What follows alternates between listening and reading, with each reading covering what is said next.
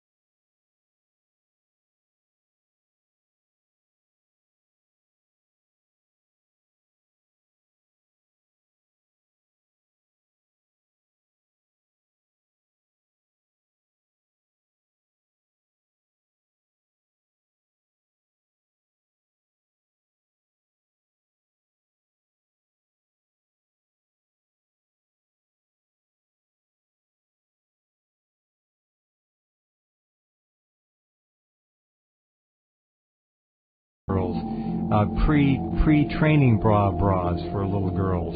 This is pedophilia. This is nothing less. It's they're institutionalizing it, making it okay. It won't be this generation, but it'll be the next one. It's very soon. They're sexualizing everything to the extent now that little girls cannot get away. They're watching it, and their mind is maybe not even seeing it, but it's going into their subconscious. Words flashing on the screen over and over. SEX, you know, nudity, filth, all the smut is just coming on the screen. Oh, those movies are harmless. They're filled with subliminal messages. Who knows what your kids are being programmed? Oh, but you know what? I'm sure that it's only just the Disney movies. Allows people to reproduce and show clips for criticism, commenting, reporting, teaching, and research of copyrighted material without authorization of the copyright. I'll tell you what's the worst part about television is the programming, the philosophy, okay? I mean, the manipulating of your mind, the philosophy, the mentality, the system of thinking, the ideology. That's what's wrong with television. That's what's wrong with movies. That's where they're really getting in your head. Has Disney been secretly placing sexually explicit subliminal messages in their animated children's movies? And is there a more sinister reason for these messages? I'm John Doe. Let's take a closer look. Closer.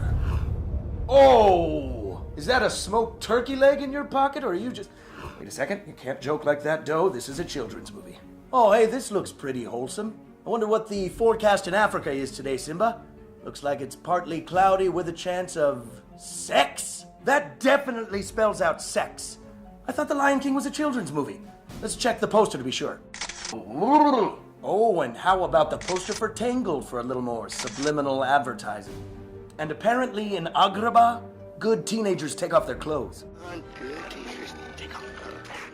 And here's Jessica Rabbit flashing some Conejo a la Sharon Stone in Basic Instinct. Still don't believe Disney's peddling sex in their animated movies? I am not making this stuff up, people. That was really in there. And this next one is just disturbing. Although with recent rumors surrounding ex-Pope Benedict, this one seems like legitimate satire. Now, a Disney rep might say, to which I would reply, God damn it, give me somebody who speaks English. Oh, it's just one of our Randy animators having a goof with one of his animator pals. But is a golden foot-long Jeff Stryker monster dong with the suction cup base really the kind of practical joke that you want on the cover of the video cassette that you give to your 8-year-old nephew at his Chuck E. Cheese birthday party? I am so sorry, Kenny. No, not unless you are Jerry Sandusky or Michael Jackson. Whoa, whoa, whoa, whoa, whoa. I'll guarantee you it's the rest of Hollywood probably doing the same thing. And these Disney movies, at first when I was a teenager and somebody showed me this, I thought it was just a couple movies, a couple scenes. But you know, as time has gone on, I've realized that Virtually every Disney movie is packed with hundreds of subliminal messages to program the minds of your children. Okay, but then forget the subliminal message. Just the message of the Disney movies is perverted. Even if you just forget the subliminal message. I mean, forget, what movies did we bring up? The Little Mermaid. You know, a half animal, half human being.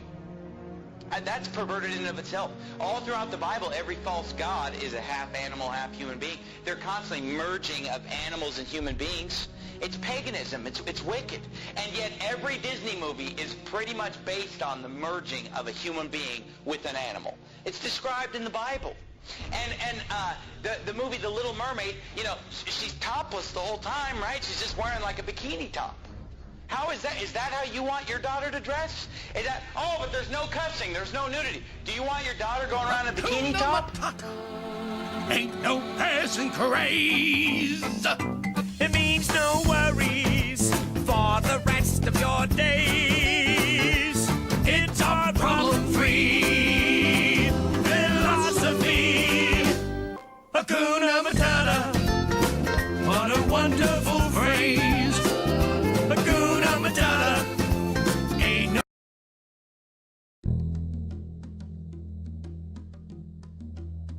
It's obvious that stuff is bad, but then they'll say, well, we watch Disney movies. And I've been to the home of preachers and Christians who would never watch TV or the movies, but yet they have the whole library of the Walt Disney movies. You know those white plastic cases? And they have them all lined up, and I mean, they have tons of them lined up. Of course, I don't know how many there are, but there's hundreds of them. They have them lined up. This video shed light on the satanic, Luciferian, Illuminati indoctrination of our children through subliminal messages in Disney movies. I understand that you may not believe this, but when you look into who is making these movies and you see the fruits of their labor, it all makes sense. Walt Disney was a Freemason obsessed with the occult and used his movies and his theme parks as a tool to indoctrinate the public into his beliefs. Club 33 in the Disneyland parks is symbolic of the 33rd degree of Masonry. The symbolism is also put into the Disney movies. In the Dumbo movie, after getting drunk, Dumbo and the rat have lucid dreams that contain satanic, Luciferian, and Illuminati symbolism.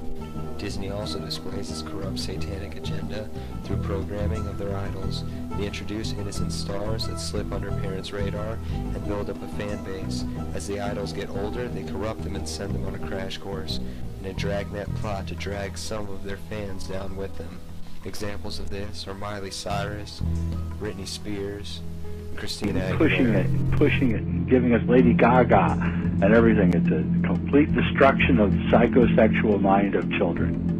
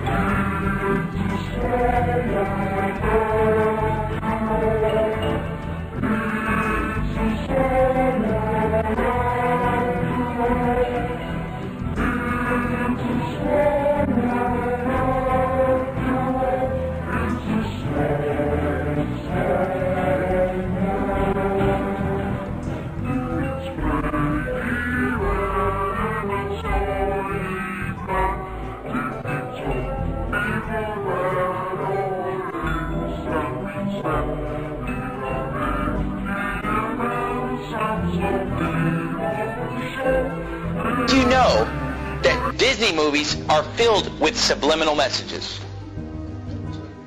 Subliminal messages. Now, what are we talking about tonight? Sorcery. What are we talking about tonight?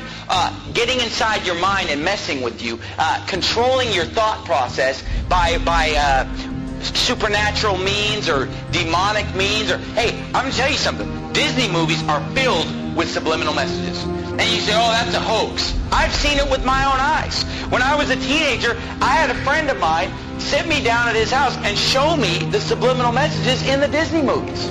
They're filled with subliminal messages. Let me give you some examples. The Lion King, in the movie Beauty and the Beast.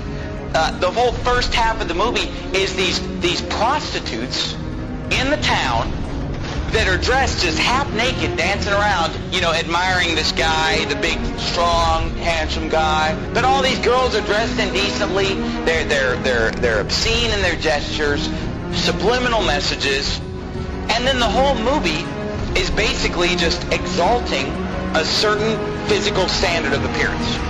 Beauty and the Beast is a movie about a woman who falls in love with an animal.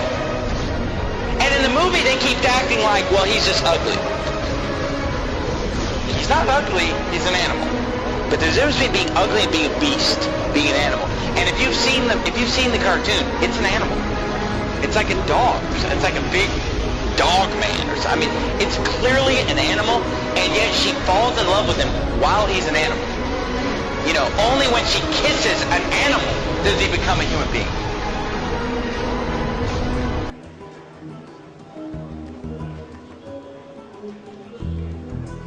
They say they don't make things like they used to, and when it comes to cartoons, they apparently don't. Take a look at this master cut of what used to be included in Looney Tunes reruns.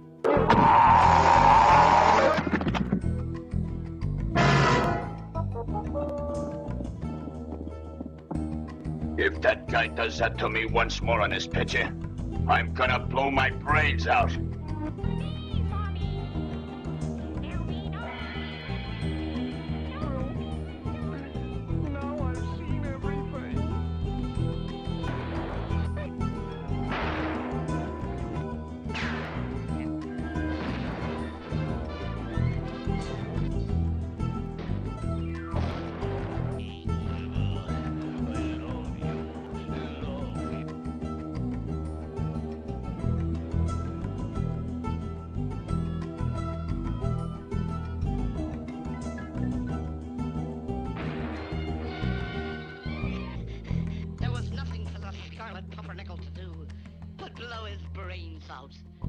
Which he did. You're right. Well, doggone it, I reckon I ain't got no alternative.